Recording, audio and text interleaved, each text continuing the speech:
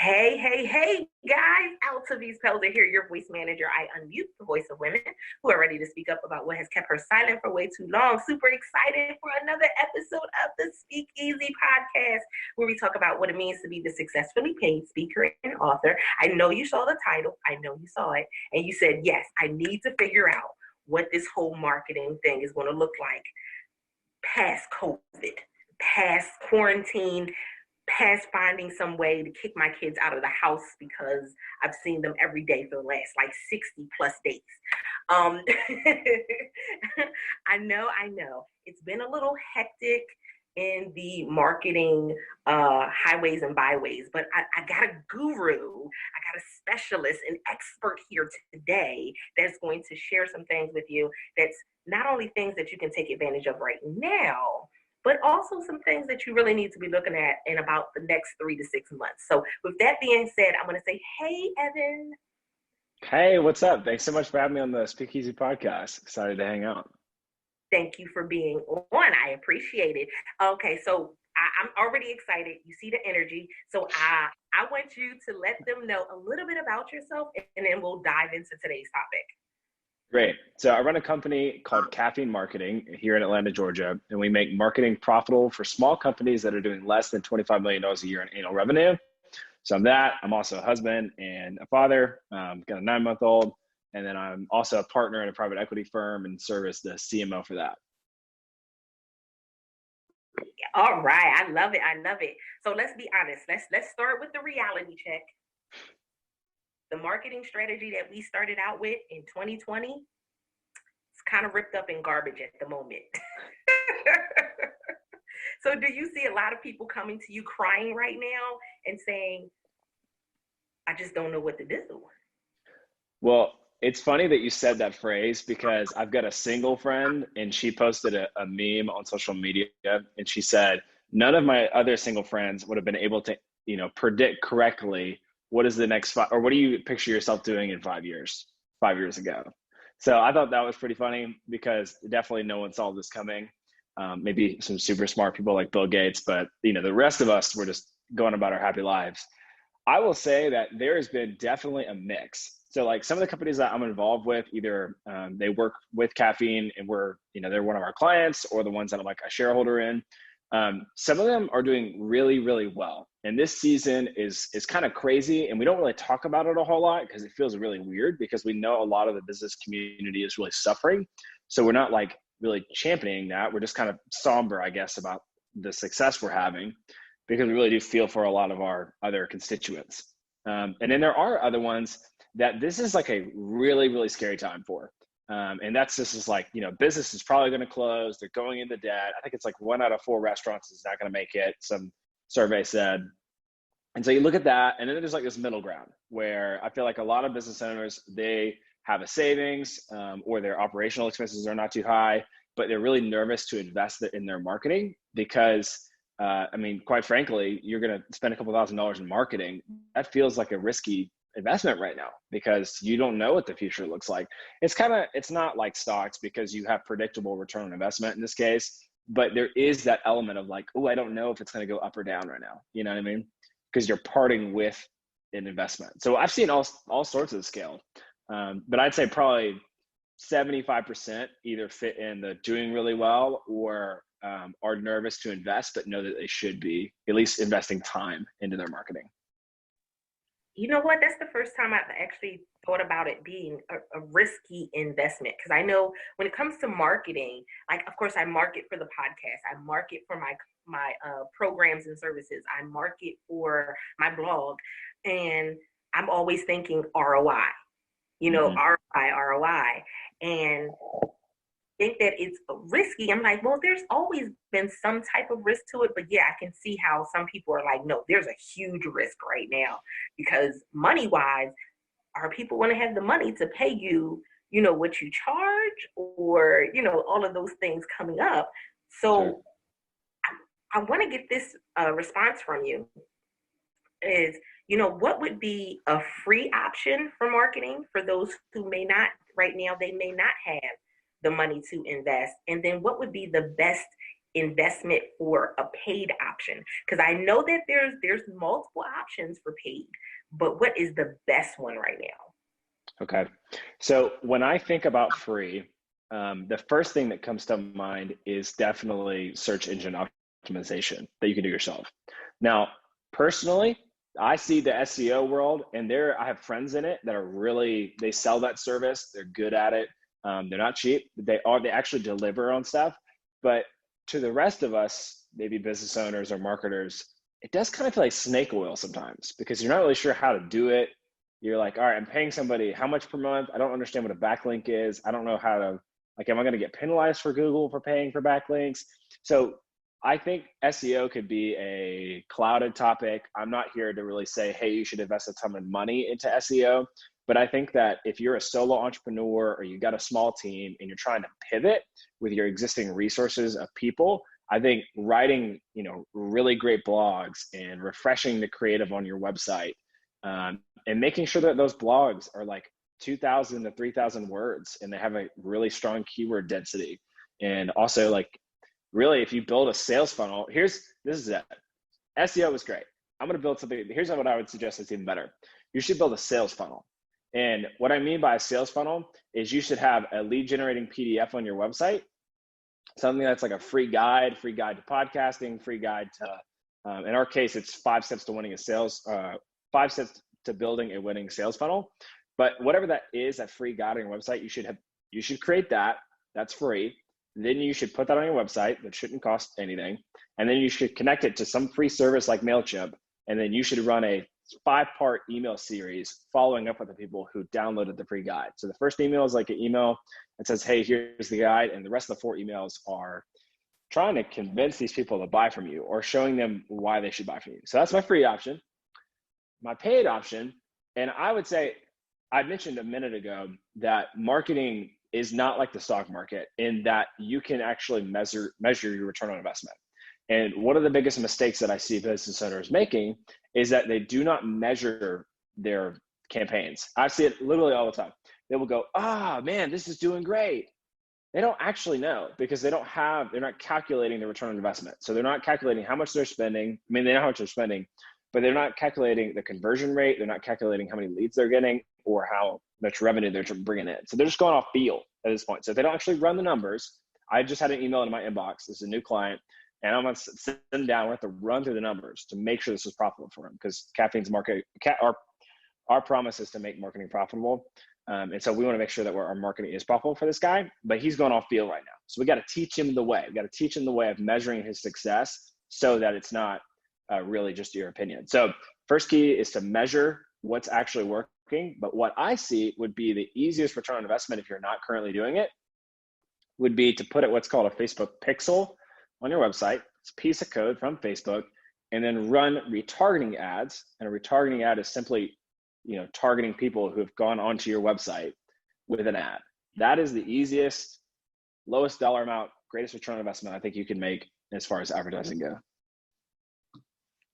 Now you hit on a couple different things, which is really cool. I love when you made the suggestion about the blogs. Why? Because I always tell people that is still such a great way for you to market blogs, podcasts, and even with the sales funnel. I think we kind of get lost in the process when it comes to sales funnels, but we can make it a lot simpler. And I think that is something that's really great as well, because it's continuing the conversation. I think that's the biggest piece of it is how are you having a conversation with these people? And are you able to continue that conversation after the initial meet and greet? Yeah, 100%. And if you just put a PDF on your website and you don't actually if you don't, make them give their email address to download the guide, I think you're missing out because often people have to hear your message 7 times in order to internalize it. So your message should be that you solve a specific problem for a type of person. For us, it's small business owners that can't make marketing profitable. We're going to make it profitable for them. They're going to get a great return on investment when they invest with us in their marketing. So we've identified the problem that most entrepreneurs have, which is they just throw money on the wall hoping something will stick. You have to identify what is the problem that your business solves And then that whole email series, you're giving free stuff away that's solving that problem. And then ultimately at the end of it, you're saying, hey, I mean, really, it's a, will you marry me? Because the first PDF is a, hey, give me your email address, which is, in other words, hey, can I have your number? The follow-up emails are a date. So you're going on different dates. And then after you have the date, you've got the final, like, will you work with us? Will you buy our product? That's the will you marry me call to action. I love that. Okay, that's a great way to look at it. And then when you talked about the SEO and with the Facebook pixels, I'm going to just be honest. Whenever anybody talks about Facebook ads and Facebook tools and Google ads and now LinkedIn ads and even Twitter ads, and a lot of times it just sounds like so much noise. Can you break down what the ad is, just to the least common denominator? When I set up an ad, what am I doing? It's so funny you say that, because I'm pretty sure whatever that is, that happens to my wife, because we go on these walks or whatever, or not whatever, but we go on these walks in light of the pandemic. We're sheltering in place, but we will go on the walk in like a local neighborhood or whatever. And as we're going on the walk, I'll start to tell her business things, and sometimes she's interested and sometimes she's not. And I could see it. Her brain shuts off. She's like, don't care anymore. And I think that's what happens for people when they hear Facebook advertising and Pixel and Ads Manager and Business Manager and ad sets, all that keywords, any of that business. I'm sure people, their brain just turn off. So if that's you out there, I feel you. You need to understand it though. You have to understand it at least at the high level, because if not, you won't understand how my company is making you money, or somehow other person is going to make you money. Or if somebody's ripping you off. And honestly, that is why I became educated in SEO. We don't offer that as a service, but I mean, yeah, we don't. And so if I ever had a client who really wanted that and I was going to white label that or was going to bring it to somebody else, I wanted to know exactly what they were doing. And I wanted to know how this was going to get my client that return on investment. So you have to understand something at least at a high level. That doesn't mean you should be doing it. I don't think that most business owners should be like, I think it would be a waste of their time and their gifts and not in their sweet spot, but you should at least understand at a high level. Okay, I'm done preaching. Here's what it is. Within Facebook ads, Facebook owns a couple different media properties. One of them is Instagram. So when I say Facebook ads, I actually mean Facebook and their whole network of apps. Okay, so there's multiple apps and stuff like that. And what we're doing is we are paying Facebook to place an ad in front of somebody. So the targeting is very simple. We can target based off of people's interest. We can target based off of traffic, a number of different things that we can target. And then the ad is the thing that the person sees. So this is my 2 cents, this is my opinion. I would never boost a post on Facebook. It's a waste of money. It's them saying, and I don't think they're ripping you off. I think they're a smart business, obviously, and they want to make it really easy for you to pay them money. And so that's why they have boosting posts. I don't hardly ever see it give clients a good return on investment. You actually need to go and create a business manager account, an ad manager account. Sounds super complicated, but it's not. Just create an ads manager and just put that pixel on your site. Google how to put a Facebook pixel on your site, and then choose that as an audience in your advertising campaign, and then create an ad. You don't need to overthink the ad. The ad is a picture, a video, copies text, and it can link out to your website. Okay, that breakdown was so on point. I know that I get it from my clients all the time, and I always tell them, so that's not my area of expertise. That's Sure. not my. If I attempt to go in that lane, I'm going to cause a crash on the highway. So we're just not going to do that. But I always make sure that I put them in connection with people that can do that, people that know that information, because I'm very big on everybody is an expert at something for a reason. Mm-hmm.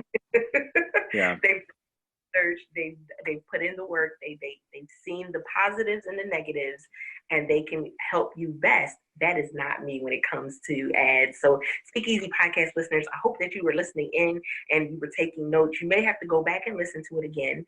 And if anything, I know for definite you're going to have to reach out after this episode, because I would rather you get it from someone that knows what they're doing than, and Evan even said this earlier, than getting scammed. Because that's the other end of it, is that, oh my goodness, there are so many people who are out here and they took a Facebook ads class or webinar, and it was all Spanish to them. They did not know what was going on, and they didn't even use it. And that's one of those things of really determining what I can do on my own and what I need to go ahead and put into the hands of someone else. So thank you so much for sharing that. Now, something that I always ask every guest that comes on is, what for you during this journey has been a blunder where you can look back right now and say, that wasn't the best choice at that time? So I've been lucky in the business space as far as I've had, there's been clients that have been really hard to deal with, and I should have let them go a long time ago.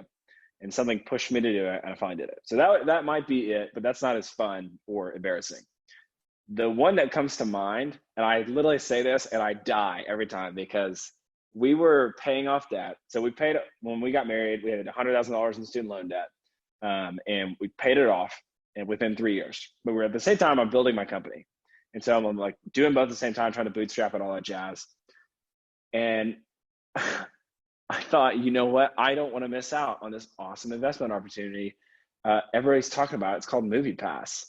And if you're not in like the investing world, it was an awful investment. And I kind of knew it, and my gut said it. And I just like tripled down. Like I tried to average down. I eventually wasted like $3,000 on it. It's like my worst investment ever. And so I stay in my lane. That's why I went in the private equity side, is because I was like, I have little to no business in the stock market. I need to just get out of this. I'll buy into an index fund as part of a diversification thing, but I am not, no more, none of that, because I just wasted $3,000. And eventually I sold it and I wrote it off, but it still sucked. So. Oh my goodness. So first and foremost, congrats for paying off the student loans. I just paid off mine. Thank you. Oh, congrats. Yeah, it's like a different life afterwards. Yes, isn't it? I love it. But I can definitely agree with you there. Making a bad investment, it's always a sour note. It leaves that sour taste. Mm-hmm. It makes you not want to move forward sometimes. It's crippling. So after that, though, how did you get out of that funk? Because I know sometimes when something like that, especially when you put in some like money, sure. Like you put in $100, you're like, it might affect you. But $3,000 in the midst of student loans, that's a nice lump sum. So how did you get out of that? Well, I feel like there was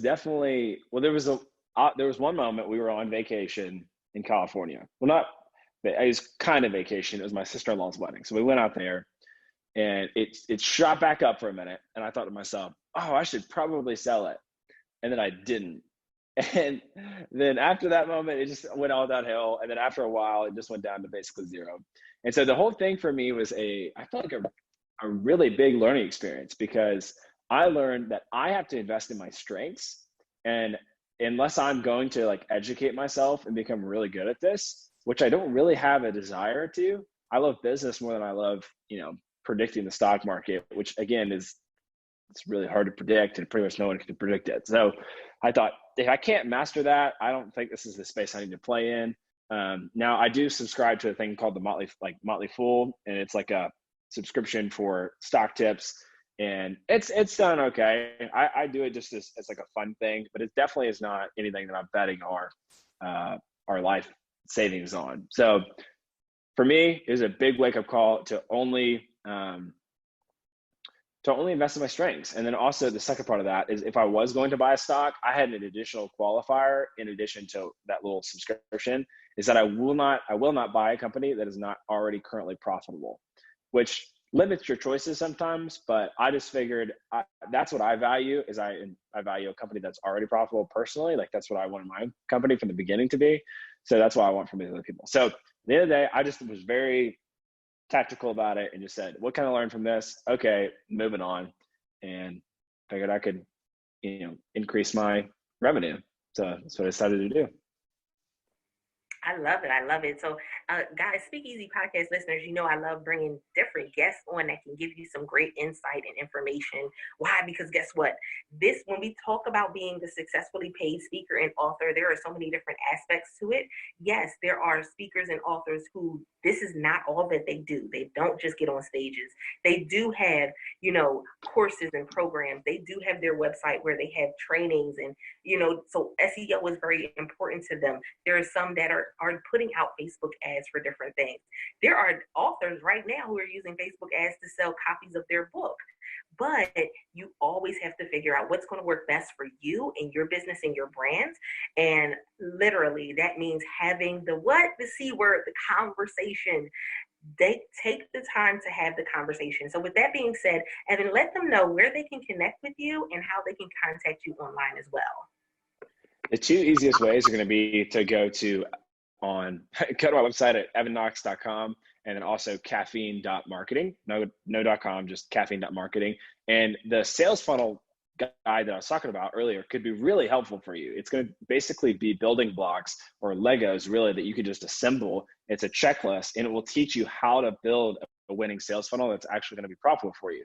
So if you want to grow your audience and not just I want more people in my, to follow me online, like people who are actually in your newsletter and who are paying attention to you, go get that guide on my website.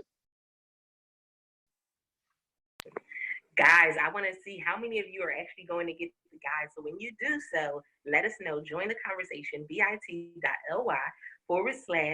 Voice Community. Join the free Facebook community. We would love to hear how you're using the funnel. If you connected with Evan, why? Because guess what? This is all about you taking action. That is the most valuable thing that you can do, even in the midst of quarantine, is take action because you never know what opportunities are going to open up from that.